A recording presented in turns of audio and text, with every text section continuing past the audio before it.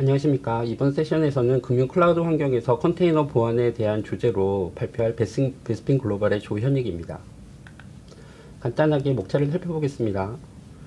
첫 번째는 컨테이너의 필요성과 보안에 대해서 설명을 좀 드릴 거고요. 그 다음에는 컨테이너 핵심 컴포넌트와 위험 요소, 그 다음에는 클라우드에서 컨테이너 보안에 대한 고려사항과 금융산업에서 컨테이너를 도입할 때에 대한 고려사항, 그리고 쿠버네티스 클러스터 네트워크 보안에 대해서 설명을 드릴 거고요. 나머지는 메이저 리스크에서 보안 위협을 완화하는 방법에 대해서 설명드리도록 하겠습니다. 첫 번째, 컨테이너의 필요성과 보안입니다. 기업이 컨테이너를 채택하는 이유와 컨테이너 보안에 대한 필요성에 대해서 설명드리도록 하겠습니다. 기업이 컨테이너 기술을 채택하는 이유는 컴퓨팅 자원의 효율적인 운영, 개발자 중심의 신속한 배포 지원, 애자일 데브옵스 자동화에 대한 지원, 기술의 다양성 확대, 클라우드 네이티브 및 마이크로 서비스에 대한 지원, 멀티 및 하이브리드 클라우드에 대한 호환성 등이 있겠습니다. 컨테이너를 많이 도입을 하시는데 컨테이너 보안에 대한 필요성에 대해서 한번 말씀드리겠습니다. 많은 기업들이 컨테이너 및 데브옵스의 이니셔티브를 확장하기 위해서 컨테이너를 도입하고 있는데요. 컨테이너 도입이 증가함에 따라서 사실은 팀은 배포 속도에 대한 압박을 받게 되고, 이는 컨테이너 보안이 확보되지 않은 상태로 배포되는 위험이 계속 증가되고 있습니다. 트리와이어에서 조사한 결과를 보면 기업 IT 전문가의 94%는 컨테이너 보안에 문제가 있다고 생각하고 있고요. 72%는 컨테이너 보안 사고 증가를 예측하고 있습니다. 60%는 컨테이너 보안 사고가 있었고, 사실 가장 문제점은 47%가 이미지 취약점이 있는 상태로 배포하고 있고, 46%는 이미지 취약점 여부를 알지도 못한 채 배포하고 있다는 것입니다. 이런 문제점들은 컨테이너에 대한 보안 지식이 부족하고, 가시성, 어떤 툴들에 대한 문제, 그 다음에 처리 프로세스, 그 다음에 컨테이너 위협을 평가할 수 없음으로부터 발생하고 있습니다. 이런 문제들은 적절한 보안 정책과 적절한 보안 툴, 그리고 자동화된 파이프라인, 즉 데브섹옵스가 없음으로 인해서 발생되는 부분이라고 평가할 수 있겠습니다. 두 번째는 컨테이너 핵심 컴포넌트의 위험 요소에 대해서 간단하게 말씀드리겠습니다. 해당 부분은 이전 웨비나에서도 한번 발표했던 내용으로 빠르게 검토하고 넘어가도록 하겠습니다. 컨테이너 기술의 메이저 리스크는 5개가 있고, 이미지 리스크, 레지스트리 리스크, 오케스트레이터 리스크, 컨테이너 리스크, 호스트 OS 리스크가 있습니다. 이미지 리스크는 베이스 이미지에 대한 취약점, 이미지 구성 취약점, 악성 코드에 대한 유입 방지, 시크릿 정보를 어떻게 보호할 것인지, 그리고 빌드 시 안전한 이미지의 배포에 대한 문제가 있습니다. 두 번째는 레지스트리 리스크입니다. 레지스트리는 사실 많은 이미지들을 보유하고 있는 저장소로서 안전한 채널에 대한 허용만이 돼야 되고, 레지스트리에 저장된 많은 이미지들에 대해서는 지속적으로 취약점 점검이 필요합니다. 레지스트리에 대한 접근 권한이 잘못되어 있을 시 이미지에 대한 변경, 그 다음에 유출, 이런 것들이 가능하기 때문에 올바른 인증 및 권한 관리가 필요한 영역입니다. 오케스트레이터 리스크입니다. 오케스트레이터는 컨테이너를 관리하는 주요 컴포넌트로서 여기에는 무단 접근하면 안 되고요. 그 다음에 사용자 권한 관리가 기업의 디렉토리 서비스와 통합되어 있어서 사용자에 대한 어떤 권한에 대한 변경, 이직 등으로 발생할 수 있는 무단 접근이 가능하지 않도록 구성되어 있습니다. 그리고 어플리케이션들은 어떤 외부로 이제 나가는 어플리케이션들과 내부에서 그 민감 정보를 처리해야 되는 어플리케이션들로 잘 그룹되어서 네트워크 정책으로 이제 통합되어야 되고, 워커노드에 대한 신뢰성은 쿠버네티스의 가장 기본적인 사항으로 매우 중요한 요소입니다. 다음은 컨테이너 리스크입니다. 컨테이너를 구성하기 위한 런타임들에 대한 취약점, 또 런타임이 모범 사례대로 구성이 되어 있는지, 그다음에 네트워크 통제 모델이 적절한지, 그다음에 컨테이너의 어플리케이션에 대한 취약점은 없는지, 컨테이너 관리에 대한 취약점은 없는지가 주요 사항입니다. 다음은 호스트 OS 리스크입니다. 호스트 OS는 가장 광범위한 공격 범위를 가지고 있기 때문에 불필요한 권한, 그 다음에 서비스들이 없어야 되고요. 모범 사례에 대해서 구성 요소의 취약점을 해결해야 되고, 너무 많은 시스템 콜을 활용하는 다양한 시스템들이 올라가서 공유 커널에 대한 이슈가 발생하면 안 됩니다. 또한 사용자에 대한 직접 계정을 이용한 노드에 대한 컨트롤, 이런 것들이 발생하면 안 되고요. 오케스트레이터를 통해서만 컨트롤될 수 있도록 하여야 합니다. 그리고 호스트 OS에는 중요한 파일 시스템들이 있기 때문에 이런 것들이 어떤 컨테이너 런타임이나 컨테이너로부터 마운트돼서 변경되면 안 되겠습니다. 다음은 클라우드에서 컨테이너 보안 고려 사항입니다. 이번에는 그 퍼블릭 클라우드에서 컨테이너를 구성할 때 푸시라는 개념이 있습니다. 그 4개의 C로 이제 되어 있는 클라우드, 클러스터, 컨테이너, 코드가 지금 그림과 같이 구성이 되어 있습니다. 처음 이제 그 클라우드 시큐리티 영역에 대해서 알아보겠습니다. 쿠버네티스에 대한 컨트롤 플레인 영역에 대한 접근은 사실 네트워크 통제 목록에서 통제되어야 됩니다. 굉장히 중요하기 때문에 아무런 IP에서나 이렇게 접근되면 안 되겠죠. 노드 네트워크의 제한입니다. 노드는 사실 외부에서 어떤 그 네트워크의 트래픽에 대해서 차단 정책이 필요하고 제어 영역 또는 노드 포트, 로드 밸런서에만 노출될 수 있도록 정책이 구성되어야 됩니다. 퍼블릭 클라우드에 올라가는 사실 그 K8s의 그 관리형 서비스들은 CSP의 최소 권한 관리 모델을 따라야 되고요. 그 쿠버네티스의 어떤 상태 정보를 저장하는 etcd는 제어 영역에서만 접근될 수 있도록 통제되어야 됩니다. 또한 etcd는 되게 중요한 정보들을 보유하고 있는 것이므로, 근데 이게 문제는 평문으로 이제 저장된다는 거죠. 이런 부분들이 백업 및 복제 시 반드시 암호화 처리되어야 됩니다. 그 다음은 이제 퍼블릭 클라우드 제공 업체에서 이렇게 보안 모범 사례들을 제공하는 거고요. 각각의 CSP 벤더에서 제공하는 URL에 대한 부분입니다. 다음은 클러스터 시큐리티입니다. 클러스터 시큐리티는 사실 오케스트레이터가 구동되는 보안 영역이라고 보시면 될 것 같습니다. 오케스트레이터도 사용자 그룹이 있고, 이런 사용자 그룹은 그 RBAC에 대한 권한 관리 모델을 따라서 적절하게 구성되어야 됩니다. 그리고 어플리케이션에는 사실 시크릿 정보들이 있는데 이런 것들이 이미지에 포함되지 않도록 쿠버네티스 시크릿을 사용하거나 CSP가 키 저장 어떤 기능을 제공하는 키 피처들을 쓰거나 또는 전용 키 관리 솔루션을 쓰는 것이 권장됩니다. 다음은 파드의 보안 정책입니다.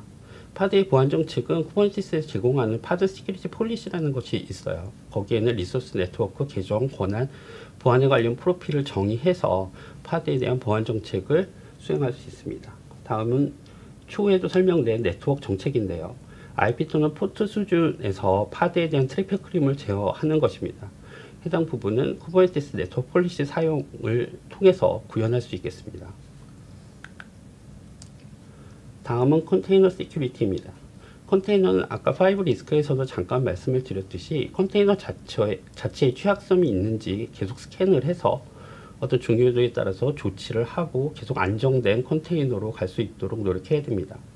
그리고 안정성 있는 컨테이너만이 시행될 수 있도록 안정성이 평가된 컨테이너는 서명을 통해서 서명되지 않은 녀석들이 쿠버네티스에서 실행되지 않을 수 있도록 처리해야 됩니다. 그리고 아까도 말씀을 드렸지만 최소 권한 정책을 사용해서 컨테이너가 불필요한 어떤 권한을 갖는다든지 불필요한 권한으로 프로세스가 실행된다든지 하는 부분들이 발생하지 않도록 해야 합니다. 다음은 코드 시큐리티입니다. 우리가 이제 이미지나 이런 부분들이 사실 컨테이너는 코드까지 포함되어 있는 영역입니다. 코드에서 어떤 서비스들에 대한 통신을 구현할 때에는 모든 서비스는 암호화되는 것이 원칙이고요. 필요한 통신 포트만 제한적으로 트래픽이 소통될 수 있도록 노출되어야 됩니다. 그리고 애플리케이션들은 보통 개발 언어들은 타사에 대한 라이브러리들에 대한 종속성이 있기 때문에 해당 모든 라이브러리에 대한 취약점 스캔을 정기적으로 수행해야 됩니다. 코드는 일반적으로 어떤 그 코드 작성 시에 발생할 수 있는 보안 취약점이 있기 때문에 정적 코드 분석을 통해서 해당 부분을 도출하고 조치를 해야 됩니다. 그리고 이제 동적 스캔이라고 해서 어떤 동적으로 OWASP 탑10 같은 공격들이 발생했을 때 안정성 테스트를 위해서 자동화 도구를 활용해서 그 테스트를 수행하고 안정성이 있는 것들이 배포될 수 있도록 하여야 합니다. 다음은 푸시와 그 메이저 5 리스크에 대한 어떤 연관관계를 그려놓은 거고요. 해당 부분은 어떤 단계에서 어떤 메이저 리스크들을 해결해야 하는가 하는 부분들을 알려드리기 위해서 참조 사례로 보여드리는 것입니다. 다음은 금융산업을 위한 컨테이너 고려사항입니다. 금융환경에서 컨테이너를 활용하기 위해서는 사실 테넌트 개념을 도입하는 것이 좋을 것 같습니다. 컨테이너 환경에서 멀티 테넌트의 사례를 보면 네임스페이스로 테넌트 하는 방식, 그 다음에 노드로 테넌트 하는 방식, 또는 클러스터 페더레이션을 통해서 테넌트 하는 방식이 있겠습니다. 네임스페이스로 테넌트를 만드는 것들은 쿠버네티스 내에서 논리적으로 워크로드가 보관될 수 있는 공간들을 만들어서 거기에 관련성 있는 파드만을 배포할 수 있도록 만드는 테넌트의 구조입니다. 노드 테넌트는 민감한 서비스 또는 민감 정보에 접속해야 되는 서비스, 이런 것들을 완전하게 분리하기 위해서 노드의 파드들, 해당 노드에 탑재될 수 있는 파드들만을 선택해서 해당 노드에 배포하는 형태가 되겠습니다. 클러스터 테넌트, 클러스터의 테넌트는 사실 물리적으로 완전히 독립된 제어 영역 컨트롤 플레인이 독립적으로 운영되는 쿠버네티스들을 만들어서 연합 방식으로 운영하는 테넌트의 형태가 되겠습니다. 아래 표현해 놓은 것을 보시면 사실은 아이솔레이션 영역은 당연히 제어 영역 자체까지도 다 분리된 클러스터 테넌트가 가장 강하고요. 유틸라이제이션은 당연히 네임스페이스 영역이 강합니다. 매니지먼트 역시도 하나의 쿠버네티스 영역에서 어떤 논리적 구성을 운영하는 네임스페이스가 가장 쉽고 여러 개의 제어 영역으로 구성되어 있는 클러스터 형태로 테넌트가 분리된 것이 가장 운영이 어렵다라고 말할 수 있겠습니다. 이런 어떤 장단점들을 잘 판단해서 어떤 테넌트를 쓸지를 고민해 봐야 됩니다. 다음은 이제 금융산업에서 어플리케이션 도메인과 서비스 그룹의 예를 잠깐 보여드린 거고요. 보통 이제 금융들은 다양한 어플리케이션 도메인들이 있고 거기에 수행되는 서비스 그룹들에 대한 아키텍처의 모습이 있습니다. 이런 금융 도메인을 어떻게 테넌트에 적용할 것인가를 고려할 때 산업별 컴플라이언스, 제공 서비스의 특징이 되겠죠. 또 망에 대한 내부 규정이 있을 것이고, 그다음에 어플리케이션이 어떤 특징을 갖느냐도 있을 수 있고, 운영의 안정성 및 효율성을 보장하기 위해서 어떤 테넌트 구조가 적합한지, 또는 당사의 IT 운영 기준 등을 준수하기 위한 테넌트는 무엇인지를 검토해서 테넌트 환경을 구성해야 될 것 같습니다. 여기서 표현된 그림은 하나의 예로서 각각의 테넌트에 만약에 어플리케이션 도메인이라고 한다면 그 어플리케이션 도메인에 해당되는 서비스 그룹들을 어떤 식으로 배포할지에 대한 모습을 간략하게 보여드린 내용입니다.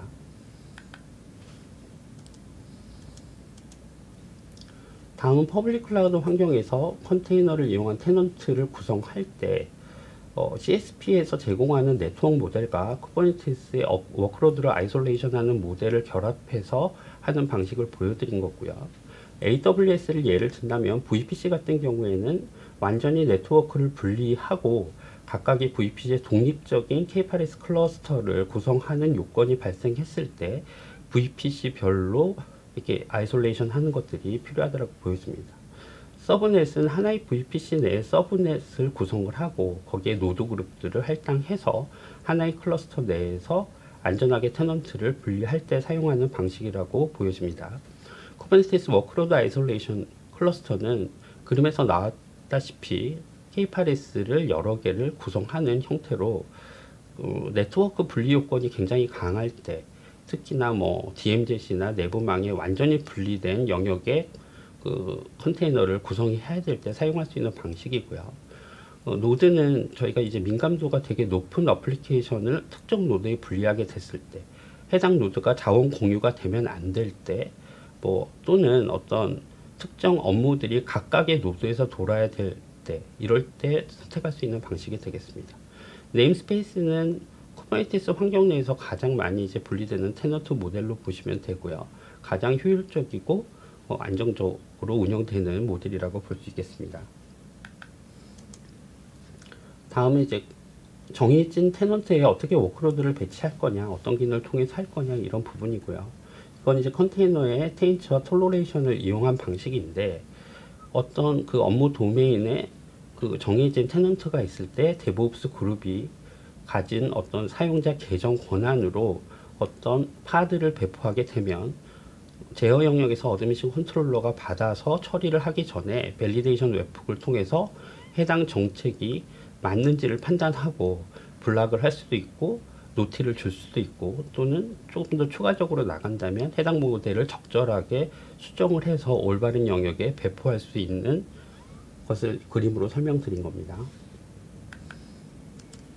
다음은 K8s 클러스트 네트워크 모델입니다. 컨테이너의 네트워크 엔티티를 보호하기 위해서 이제 쿠버네티스에서 제공하는 네트워크 폴리시에 대한 설명을 잠깐 드리겠습니다. 쿠버네티스 내 파드들은 기본적으로 모든 파드와 통신을 할 수 있게 열려있는 구조입니다. 이렇게 됐을 때 어떻게 이것들을 통제할 것이냐를 고민하게 되면 네트워크 폴리시라는 녀석을 이용해서 통제할 수가 있습니다. 네트워크 폴리시는 파드 간의 연결을 선언적으로 구성하는 방식이고요. 통신이 허용된 네임스페이스 파드 포트들에 대한 정책을 통해서 어떤 트래픽을 허용하고 또는 어떤 트래픽을 디나이하는 정책들을 정의할 수 있습니다. 네트워크 폴리시의 어떤 기본적인 특징들은 뭐냐면, 파드 간의 AC를 수행하는 쿠버네티스의 방법이고, 네트워크 폴리시는 선언적 매니페스트를 통해서 구성됩니다. 그리고 어플리케이션의 일부로, 사실 파드 같은 경우에는 어플리케이션 일부로 구성 정책, 보안 정책 이런 것들이 다 함께 배포되는 모델이고, 네트워크 폴리시 역시도 어플리케이션의 일부로 배포되는 형태라고 보시면 됩니다. 네트워크 폴리시 규칙에 대해서 잠깐 설명을 드리면, 이건 대부분의 네트워크 장비들이 갖는 규칙일 수도 있지만, 첫 번째 룰은 파드를 선택하는 네트워크 정책이 없으면 모든 트래픽이 허용된다는 거. 두 번째 룰은 연결을 허용하는 규칙이 없는 경우에는 모든 트래픽이 거부된다는 거. 이런 것들을 통해서 파드를 셀렉트하고 인그레스 되는 어떤 형태들을 선택했을 때 이것 두 개가 조합돼서 그 파드에 연결될 수 있는, 인그레스 되는 어떤 트래픽을 차단하거나 허용할 수 있는 정책을 설정할 수 있습니다.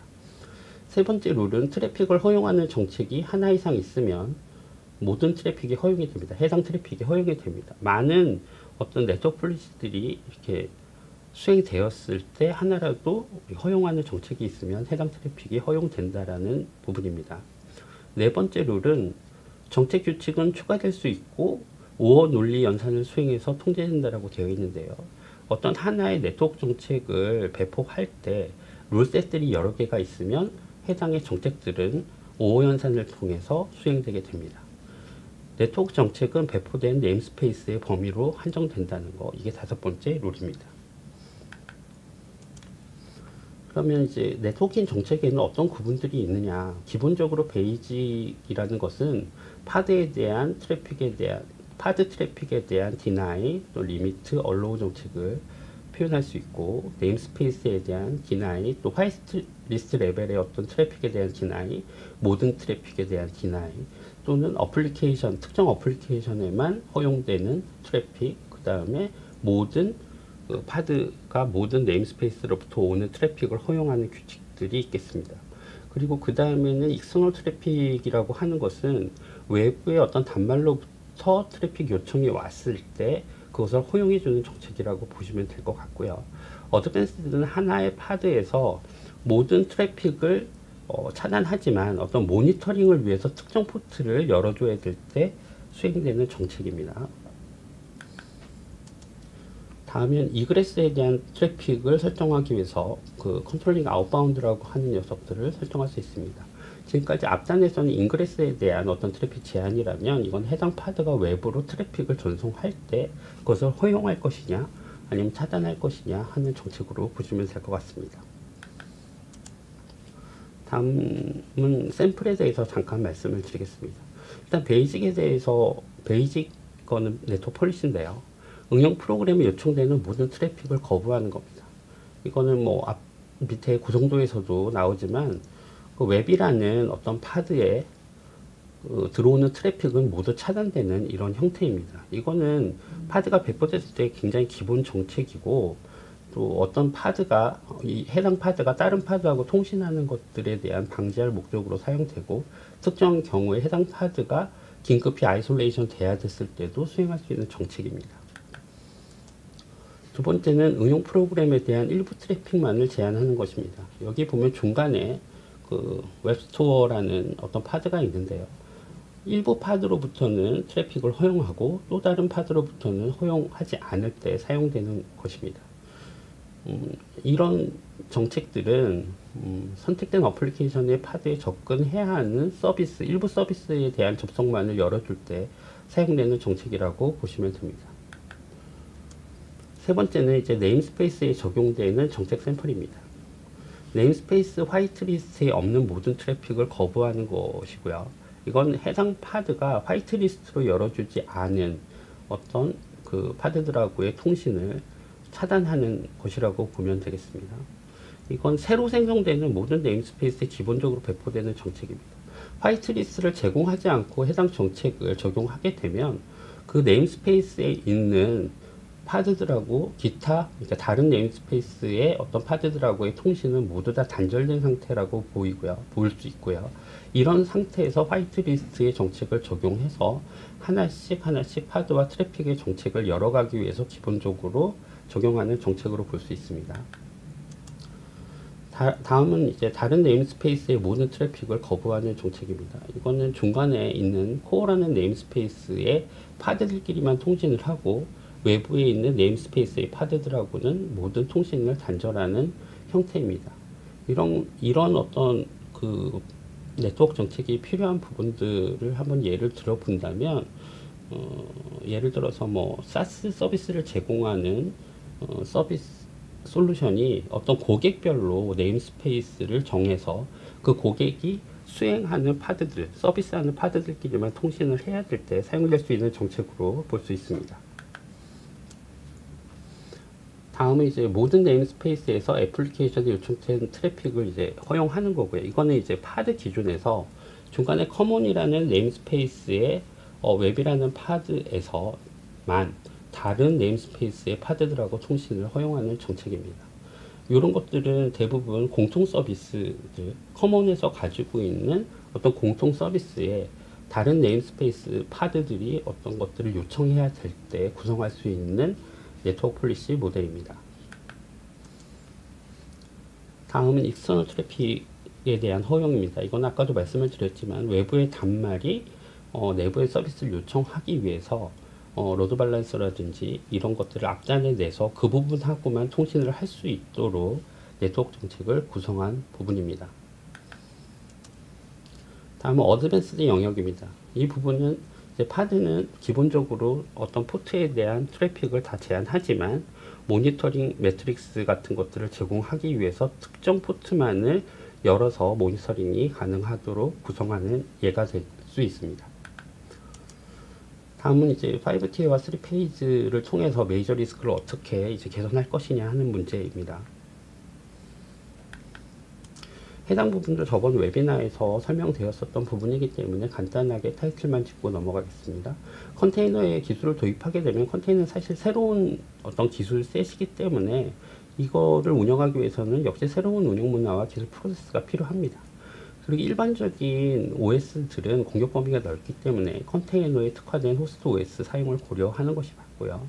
컨테이너들은 마이크로 서비스 형태로 여러 개의 컨테이너들이 이렇게 연결되어서 어떤 서비스를 제공하는 것이기 때문에 그런 형태대로 그룹화돼서 제공되는 것이 좋습니다.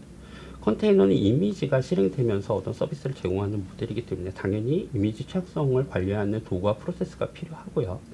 컨테이너에 대한 보안 방어를 위해서는 기존의 레가시에서 쓰던 파이어월이나 와프를 사용할 수 없습니다. 컨테이너를 인식하는 런타임 방어 도구들이 필요합니다.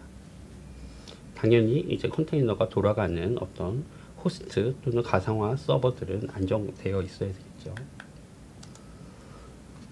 리스트에서 이야기하는 컨테이너 테크놀로지의 그 5티어는 그림과 같습니다. 그리고 이것들은 이런 밑단의 3개의 특정적인 라이프 사이클을 통해서 이런 부분들이 수행되고 있다고 보시면 됩니다. 이런 부분들을 보여드리는 것은 어떤 단계에서 이런 메이저 리스크에 대한 위협을 완화해야 되는지에 대한 모델을 보여드리기 위해서고요. 이런 5개의 티어에 어떤 취약점들이 발생될 수 있는지, 만약에 세 번째 내부 레지스터 같은 경우에는 저장소의 접근 통제 정책이 미흡함으로써 발생될 수 있는 문제가 있고, 그 다음에 내부 레지스트리에 저장되는 이미지는 사실 개발단에서 빌드단까지의 모든 취약점 점검이 돼야 되고요. 레지스트리에 들어간 오래된 이미지들의 정기적인 어떤 취약점 점검이 필요합니다. 이런 부분에 대해서 어떤 취약점을 어떤 단계에서 어떻게 완화할 것인지를 정의하는 것은 매우 중요한 부분입니다. 다음 베스핀 글로벌에서 5개의 취약점을 3개의 시큐리티 트라이어드에서 어떤 식으로 취약점을 이제 보정하고 위협을 완화할 것인지에 대한 어떤 방법론에 대한 프레임워크이고요. 이런 것들은 이 다음 세션에 데모로 보여드릴 예정입니다. 저희 발표는 여기까지였고요. 다음은 이제 데모 세션은 저희 그 셋업스 개발 그룹의 선창규님께서 계속 진행해 주실 겁니다. 감사합니다. 안녕하세요. 금융 클라우드 환경에서 컨테이너 보안 데모를 맡게 된 베스핀 글로벌 셋옵스 개발그룹의 선창규입니다. 앞서 세션에서 컨테이너 보안의 5가지 주요 보안 위협 사항에 대해서 말씀을 해주셨고요. 그리고 컨테이너 트리아드, 시큐리티 트리아드 세 가지 단계, 빌드, 디플로이, 런 각각의 단계별로 어떤 식의 조치로 이런 것들을 해결할 수 있는지에 대한 데모를 보여드리도록 하겠습니다. 데모에 앞서서 베스핀의 이제 밸브 플러스에 대해서 잠깐 언급을 하고 갈 건데요. 저희가 이제 대부분의 데모는 프리즈마 클라우드를 써서 이런 보안 위협들에 대처를 하고 있습니다. 그렇지만 이런 것들은 데브섹옵스 파이프라인의 툴체인에 의해서 훨씬 더 효율적으로 대처가 가능하고요. 저는 이제 베스핀 밸브를 써서 이런 부분들을 더 개선하고 있습니다. 첫 번째 데모인데요. 컨테이너 이미지 빌드 시 취약점 분석 및 조치 방법에 대해서 말씀드리도록 하겠습니다. 일단 취약점이 존재하는 컨테이너 이미지가 일단 운영이 배포됐다라고 하면 이런 것들이 문제를 일으키고 나중에 이런 것들을 조치하기에는 상당히 많은 비용들이 발생할 것으로 예상됩니다. 그렇다고 하면 데브옵스 팀이 CI 단계에서 이런 취약점들을 제거할 수 있어야 되는데요. 빌드 도구에서 이런 컨테이너 이미지에 대한 취약점을 확인하고 이런 것들이 사전에 조치될 수 있다고 하면 이런 문제를 쉽게 해결할 수 있습니다. 프리즈마 클라우드는 젠킨스 플러그인을 제공하고 있고요. 이것을 통해서 취약점 분석을 하고 그리고 젠킨스 화면을 통해서 리포트를 제공하고 있습니다. 또한 그 프리즈마 클라우드 콘솔을 통해서는 이런 취약점 분석에 대한 이력을 조회하고 이것들을 지속적으로 관리해 나갈 수가 있습니다. 베스핀 밸브 플러스는 이런 젠킨스를 컨테이너로 배포하고 그리고 추가적으로 개발팀에게 CI/CD 젠킨스 템플릿들을 제공하고 있습니다. 이 젠킨스 템플릿에는 프리즈마 클라우드의 이미지 취약성을 분석할 수 있는 스크립트들이 포함되어 있고요. 이런 것들을 간단하게 개발팀에서 적용함으로써 스캔 과정이 삽입될 수 있도록 작업을 할 수가 있습니다. 데모에서 보여드리도록 하겠습니다.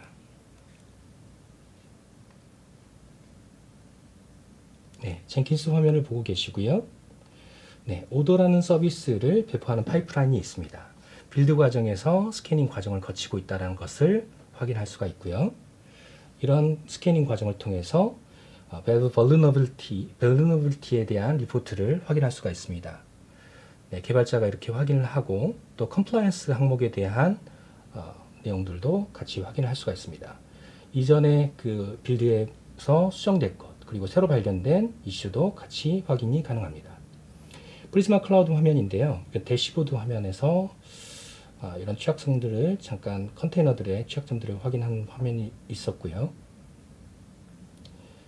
네, CI 단계에서 취약점 분석을 한 결과를 지금 보고 계시고요. 하나의 이미지를 클릭하고 들어가서 취약점 분석 결과, 컴플라이언스 분석 결과, 도커 이미지별 레이어별로 어떤 취약점들이 어떤 레이어에서 삽입되는지도 같이 확인이 가능합니다. 네, 그리고 프로세스 인포, 패키지 인포 등도 같이 제공을 하고 있습니다.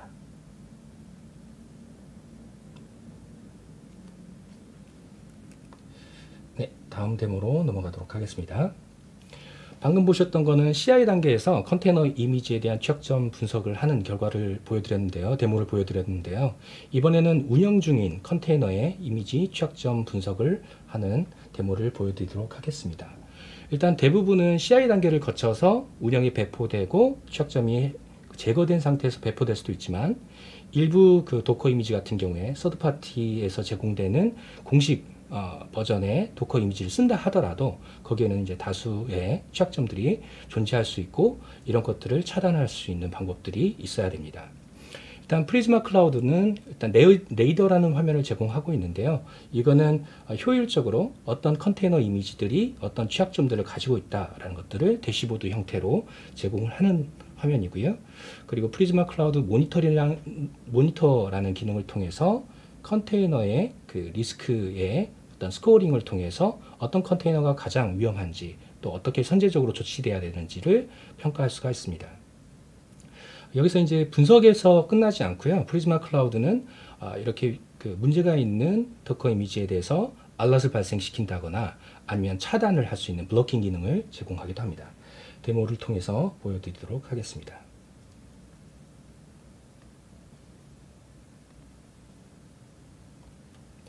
네, 보시는 화면은 대시보드 화면이고요. 네, 적절하게 필터링 기능을 통해서 관심 있는 컨테이너 이미지들을 선택을 하고요. 여기서 이제 벌너빌리티 관점에서 이 컨테이너들이 어떤 위험들이 있는지를 같이 보여주고 있습니다. 관점을 좀 바꿔서 런타임이라든지 컴플라이언스 이런 관점으로서도 컨테이너의 상태를 확인할 수가 있고요. 하나의 이미지를 클릭하고 들어가면 상세 정보를 보여지고 미디엄 리스크가 있다는 게 확인됐고요. 벌너빌리티 항목으로 가서 또 똑같이 상세한 그 각각의 이미지에 대한 취약점들을 확인할 수가 있습니다.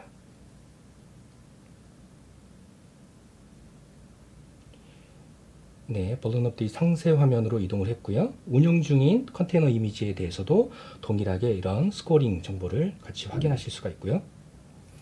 네, 이번에는 이제 컴플라이언스 항목도 같이 확인이 되고 있는 것을 확인하실 수가 있습니다. 이번에는 이제 벌너빌리티의 설정 화면으로 이동을 했는데요.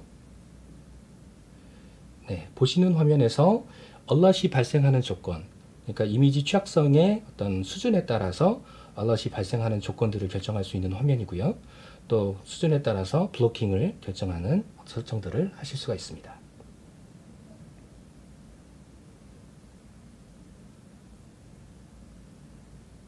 네, 다음은 컴플라이언스도 마찬가지로 이런 설정들이 가능한데요.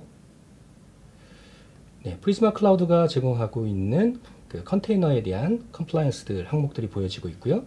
각각의 항목별로 이그노 처리할 것인지, 알럿 처리할 것인지, 블록 처리할 것인지 이런 부분들을 결정하실 수가 있습니다.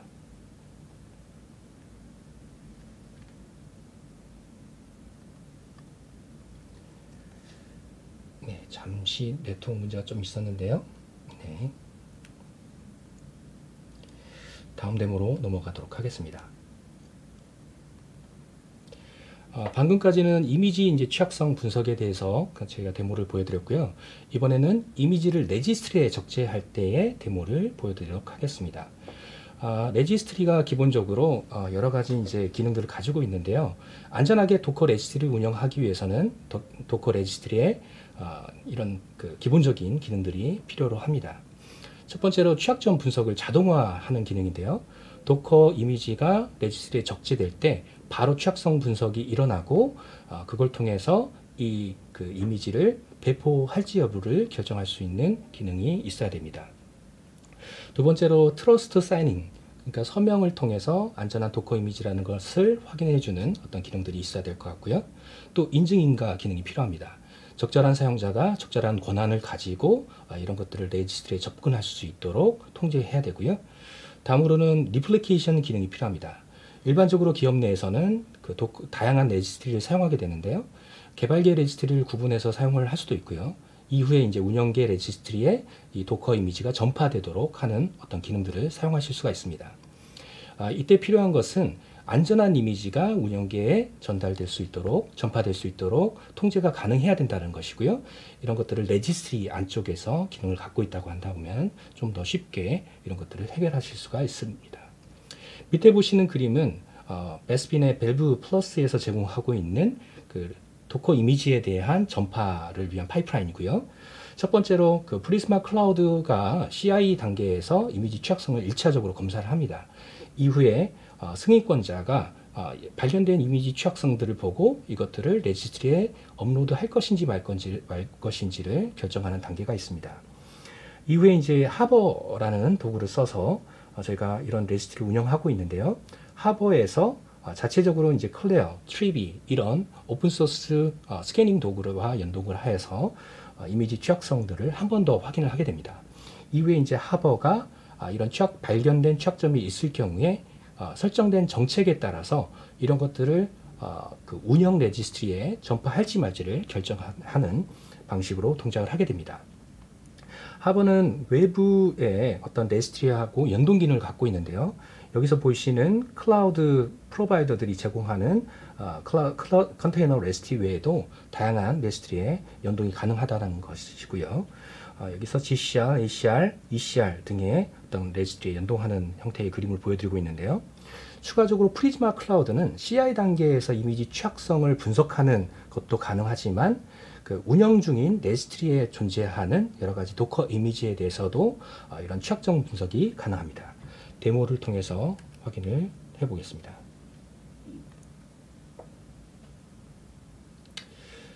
일단 OpenJDK 8 알파인 버전에 대해서 도커 이미지를 골든 이미지를 배포한다라고 가정을 하고 있고요. 지금 빌드를 실행을 했습니다.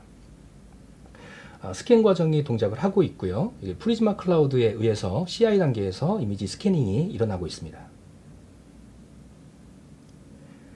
다음 단계는 어플라잉 푸싱 이미지인데요. 이거는 그 승인 단계이고요. 발견된 이미지 취약성을 보고 실제로 이걸 레지스트리에 등록할지 말지를 결정하는 단계라고 보시면 될 것 같습니다. 네, 리포트를 보고 있고요.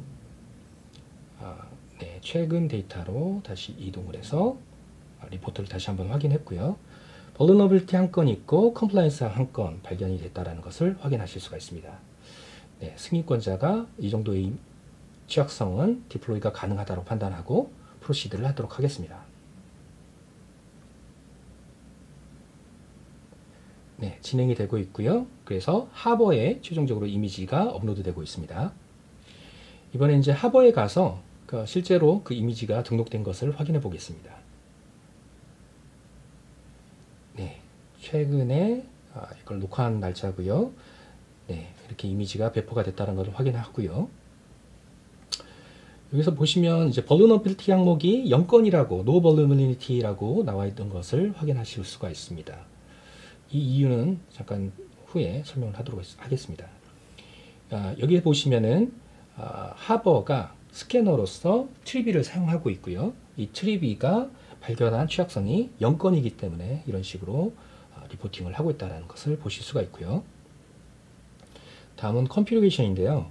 이 컨피그레이션에서는 그 deploy security과 그리고 vulnerability scanning, 네, 글씨가 좀 작아서 잘 안 보이네요. 네, deployment security와 그 vulnerability scanning, 또 CV 화이트리스트 등의 설정을 하실 수가 있습니다. 이것을 통해서 예를 들어서 사이닝이 안 돼 있는 이미지는 배포를 하지 않겠다라는 부분과 또 발견된 vulnerability의 severity가 원하는 것보다 더 많은 취약성이 발견됐다고 하면 이걸 디플로이 하지 않겠다, 이런 정책들을 설정하실 수가 있고요. 그리고 vulnerability scanning 부분 자동적으로 최종적으로 이미지가 들어왔을 때 그걸 자동으로 취약성 분석을 할지 여부를 결정하는 것이고요. 또 CV 화이트리스트 항목들은 예외 상황들을 만들어서 이런 예외들이 발생했을 때는 바로 디플로이를 하겠다라는 내용을 설정하실 수가 있습니다. 네, 계속해서 진행하겠습니다. 네, 같은 내용들을 또 보여주고 있고요.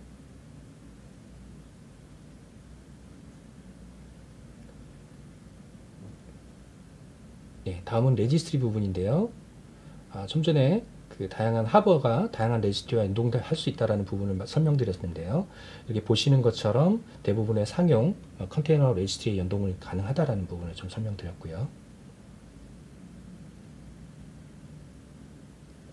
네, ECR하고 연계되어 있는 것을 보실 수가 있고요.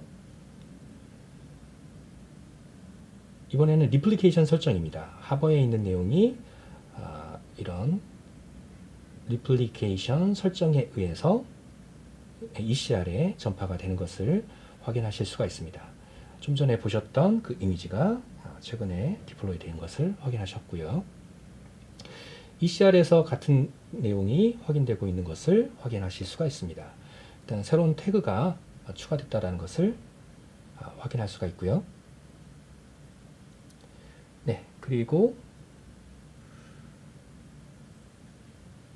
화면 상태가 조금 고르지 못한데요.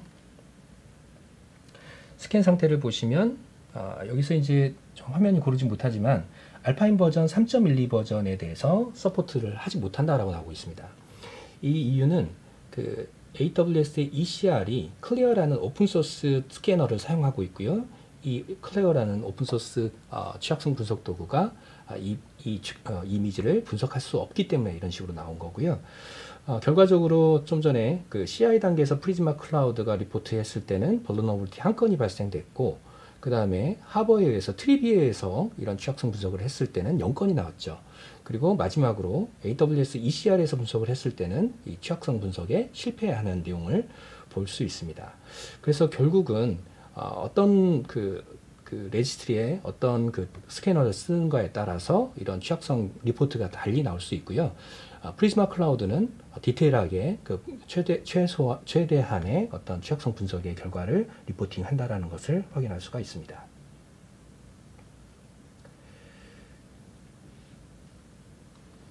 네, 죄송한데 화면을 좀 해상도를 조정하도록 하겠습니다.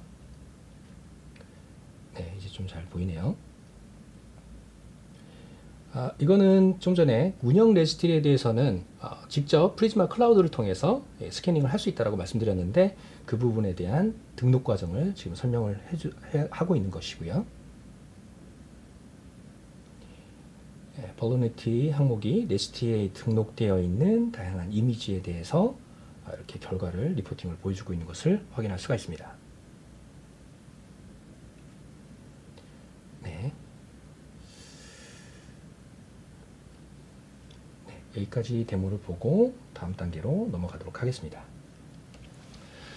레지스트리에 대한 어떤 취약성 분석까지 보았고요. 이번에는 이제 오케스트레이터 리스크로 넘어왔습니다. 오케스트레이터 리스크라고 하면 쿠버네티스를 의미하겠죠. 그래서 쿠버네티스에서는 다양한 이제 보안 오브젝트들이 존재하게 되는데요. 이런 시스템 규모가 커지면 커질수록 이런 보안 오브젝트에 대한 관리 이슈가 발생하게 됩니다. 특히 이제 이런 보안 오브젝트에는 그 알백과 관련된 권한 부여와 관련된 오브젝트들이 있습니다. 롤 바인딩, 클러스터 롤 바인딩 같은 오브젝트가 존재하고요.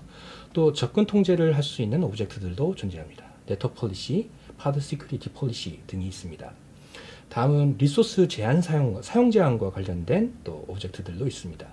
리밋 레인지, 리소스 쿼터와 같은 오브젝트들입니다. 이런 것들이 이제 서비스가 배포되고 시스템이 커짐에 따라서 더 많은 오브젝트들을 정의해야 될 필요성들이 있고, 이것들을 효율적으로 관리할 수 있는 방법들이 필요하겠죠. 또 이런 복잡도가 증가함에 따라서 이걸 시각적으로 좀 보여주고 효과적으로 통제할 수 있는 수단도 필요해 보입니다. 저희는 이것을 위해서 이제 기덥스 방식을 택하고 있고요. 기덥스라는 것은 깃을 통해서 오퍼레이션을 하겠다라는 의미고요. 깃이라는 것은 소스 코드의 관리 도구죠.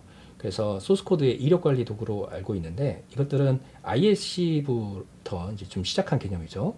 Infrastructure as Code, 인프라를 코드로 관리하고, 이런 것들이 좀 확장돼서 컴퓨레이션 자체도 코드로 관리하고, 이것들을 선언적인 언어로 정의함으로써 운영과 실제 코드가 일치시키는 것을 유지하는 도구들을 제공하고, 이 도구들을 통해서 전체적인 운영을 관리하는 방법이라고 보시면 될 것 같습니다.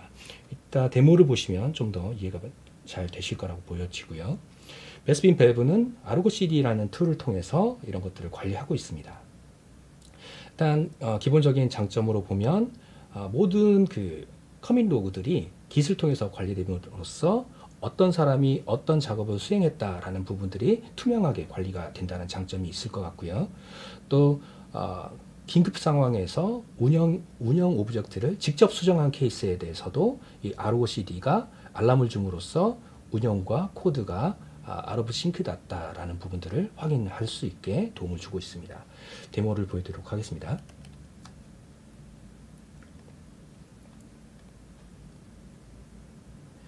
네, 보시는 화면이 이제 아르고 CD의 화면이고요. 롤과 롤 바인딩이 롤과 롤 바인딩에 대한 설정들이 싱크 상태에 있다는 것을 확인하실 수가 있습니다. 롤 바인딩에는 어드민 권한을 가진 사람, 디플로이 권한을 가진 사람, 디벨롭 권한을 가진 사람으로 구분했고요. 그 다음에 디플로이 권한을 가진 사람 중에서는 앨리스 김이라는 사람과 밥최라는 사람한테 권한이 부여됐다는 것을 확인하실 수가 있습니다. 네트워크 상태가 좀 고르지 못해서 자꾸 해상도가 낮아지고 있습니다. 네, 죄송하고요. 계속 진행하도록 하겠습니다. 네, 이제 소스 코드를 좀 볼 텐데요. 앨리스 김이라는 사람이 어떤 조직 변경을 해서 다른 사람한테 이제 권한을 이양하는 어떤 과정으로 좀 설명을 하고 있고요. 존 김이라는 사람한테 권한을 이양하는 형태로 데모를 진행하겠습니다. 이제 소스 코드를 수정을 했기 때문에 일단 git에 이제 커밋을 해야 되겠죠. 네, git에 이제 커밋을 하게 되고요. 네, 또 GitHub에 푸시를 했습니다. GitHub에 와서 이제 플리캐스트를 날릴 텐데요. 플리캐스트를 날리게 되면 리뷰어를 설정할 수가 있습니다. 이 리뷰어는 아무래도 이제 알백과 관련된 설정이니까 보안팀이 이 리뷰를 하게 되고 코드에 머지를 하게 되면 이런 코드가 실질적으로 운영에 반영되는 프로세스를 거치게 되는데요. 여기는 이제 데모 환경이니까 제가 어드민 권한을 가지고 직접 플리캐스트를 머지하도록 하겠습니다. 네, 머지를 했고요.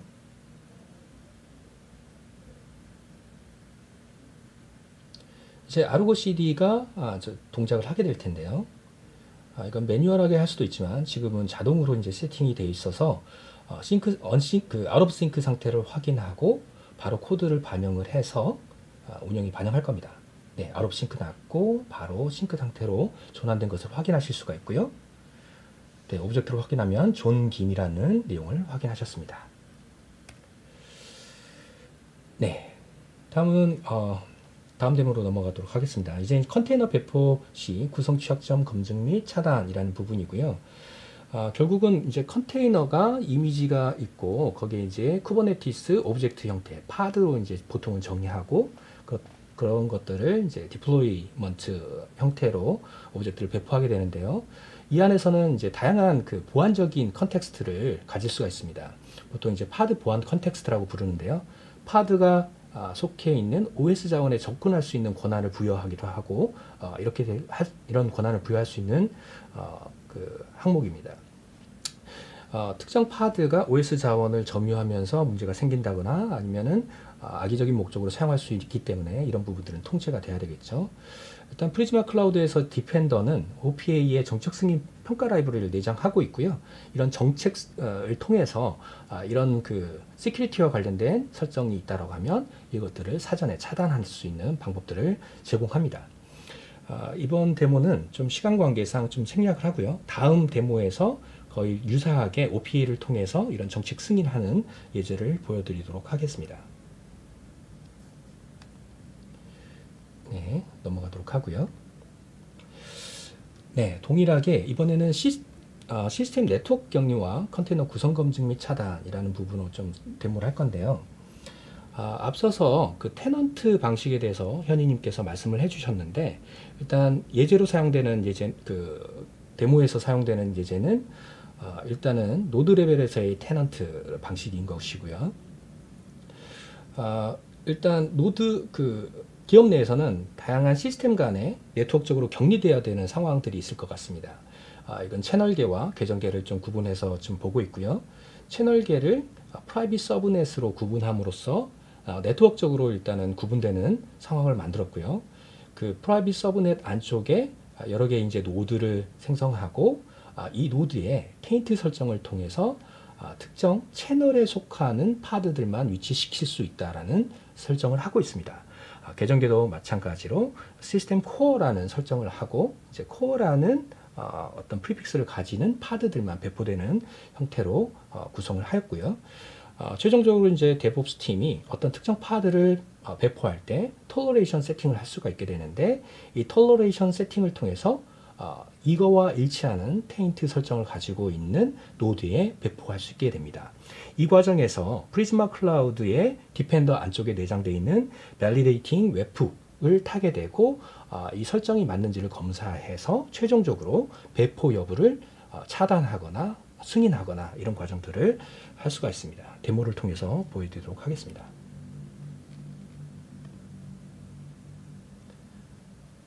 네, 지금은 이제 어드미션 컨트롤 부분에서 기본적인 프리즈마 클라우드가 제공하고 있는 정책들도 있고요.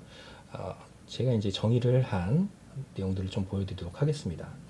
여기서 보시면은 톨러레이션 세팅이 있어야 된다라는 부분이고요. 톨러레이션 세팅이 없다라고 하면 이것들은 세팅이 없기 때문에 파드 배포에 실패하는 설정을 하고 있습니다.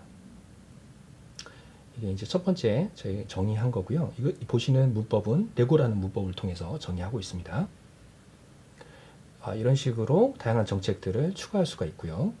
두 번째 정책은 톨러레이션 세팅이 있되 실제로 그 배포되는 네임스페이스가 같은 프리픽스를 가지는 네임스페이스, 예를 들어서 채널이라는 프리픽스를 가지는 케이스에 대해서만 배포하도록 하고, 그렇지 않은 경우에 대해서는 차단하는 그런 설정을 가지고 있습니다.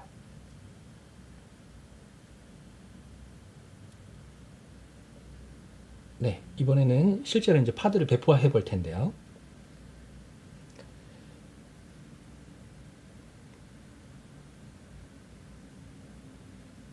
네. 첫 번째는 파드 설정에 보면은 톨러레이션 세팅이 없죠. 그래서 이것들은 실패하는 동작을 하게 될 것이고요. 실제로 실패하는지 한번 확인을 해보도록 하겠습니다. 프리즈마 클라우드가 이걸 차단한 것을 보실 수 있었고요.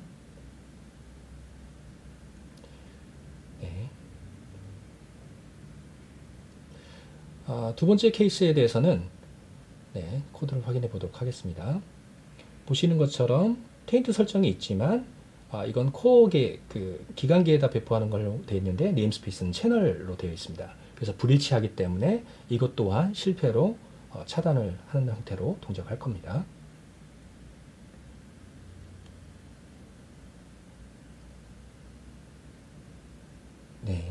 차단을 한 것을 보실 수가 있고요. 마지막으로 실질적으로 이제 테인트 설정과 톨러레이션 세팅이 같고, 그리고 네임스페이스가 일치하는 케이스를 보도록 하겠습니다. 두 개 채널 똑같이 같은 설정을 갖고 있는 파드이기 때문에 이건 배포에 성공할 것입니다.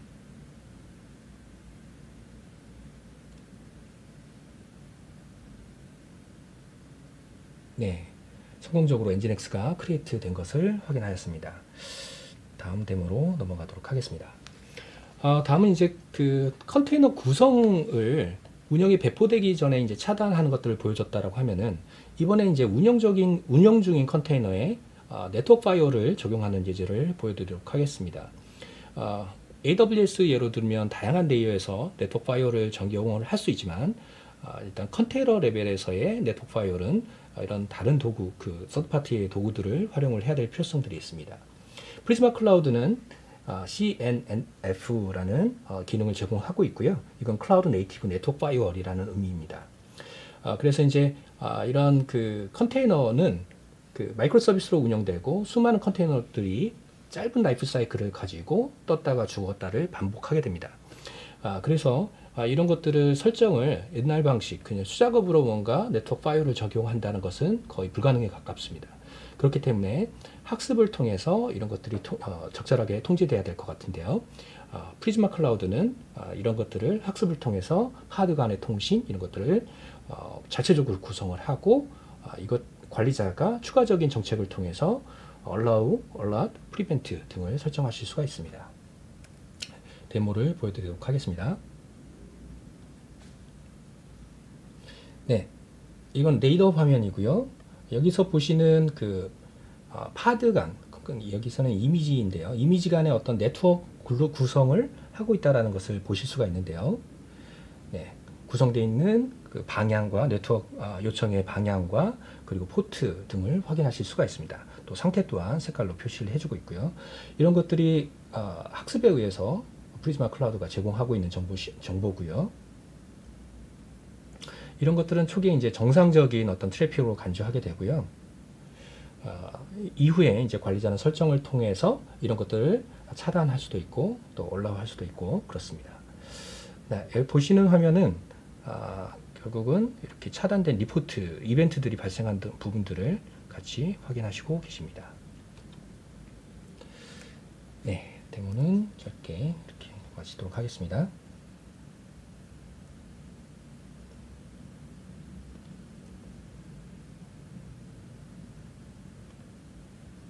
네, 다음 데모로 넘어가도록 하겠습니다. 이번엔 애플리케이션 파이어월인데요. L4 레벨에서의 파이어월도 있는가 하면 다양한 이제 웹 공격에 대해서도 대응을 해야 될 텐데요. 프리즈마 클라우드는 웹 공격, 즉 OWASP에 관련된 그런 웹 공격에 대해서도 애플리케이션 방화벽을 설정할 수가 있습니다.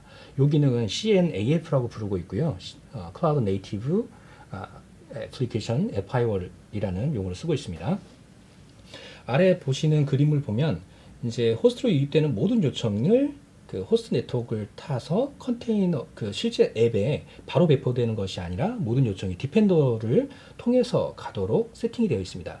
그래서 이 디펜더가 어떤 웹 공격이라고 판단되면 이를 차단하고 나머지에 대해서만 실질적으로 웹 어플리케이션에 전달하는 방식을 취하고 있습니다.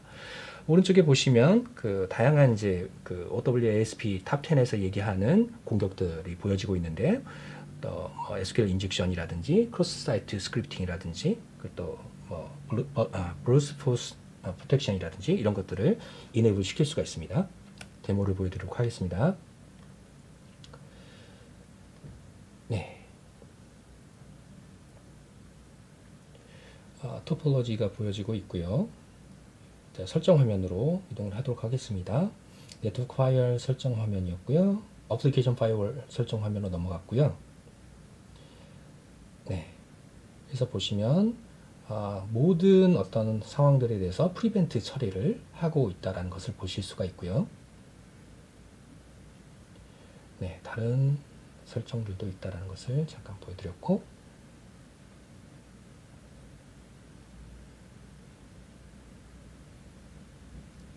네, DVWA 툴을 통해서 SQL 인젝션을 웹 공격을 한번 만들어 보겠습니다. 여기서 사용자 아이디를 넣어야 되는데 SQL 형태로 입력을 할 경우에 프리즈마 클라우드가 차단하고 있는 것을 보실 수가 있습니다.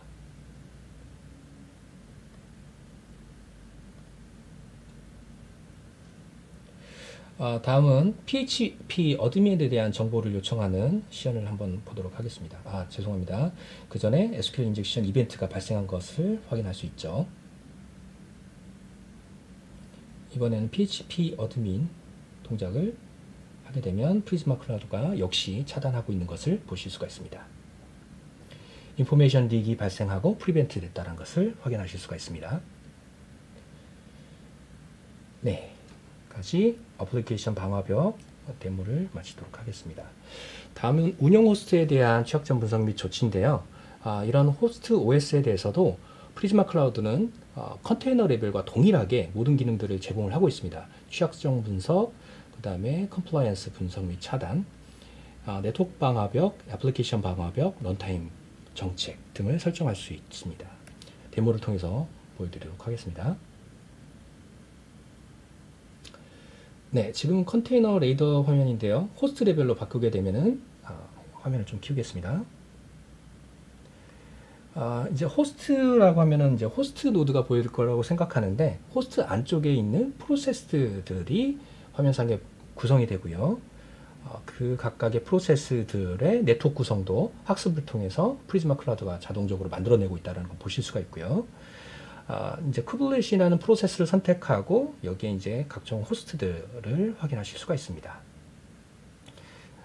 또 하나의 호스트를 들어가면 호스트의 vulnerability, compliance, 패키지 인포 등 호스트 정보가 호스트에 세팅되어 있는 다양한 정보들을 같이 보여주고 있다는 것을 보실 수가 있습니다.